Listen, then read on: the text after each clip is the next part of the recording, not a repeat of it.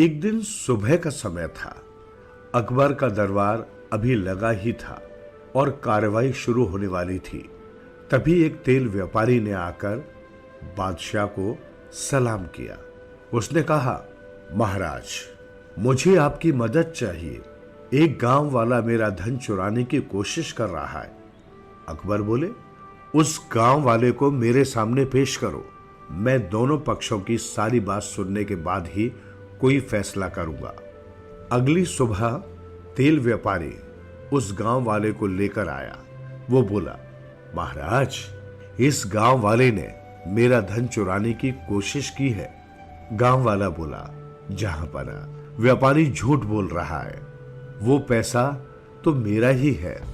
व्यापारी बोला, नहीं, ये झूठ बोल रहा है। एक दिन इसने मुझसे तेल खरीदा।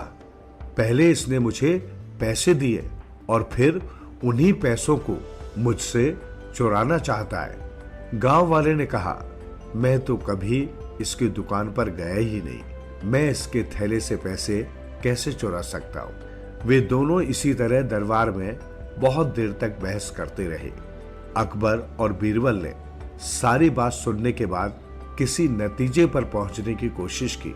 फिर बीरबल ने चिल्लाकर उन दोनों को चुप होने के लिए कहा, मैं चाहता हूं कि तुम धन से भरी थैली यहां दे दो। फिर उन्होंने एक नौकर को पानी से भरा कटोरा लाने को कहा। जब दोनों चीजें आ गई तो बीरबल ने सिक्कों को पानी में डाल दिया।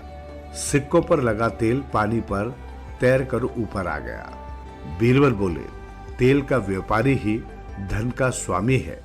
इस गांव वाले ने कहा है कि ये तो कभी व्यापारी के पास गया ही नहीं, इसलिए ये पैसा तेल व्यापारी का ही है।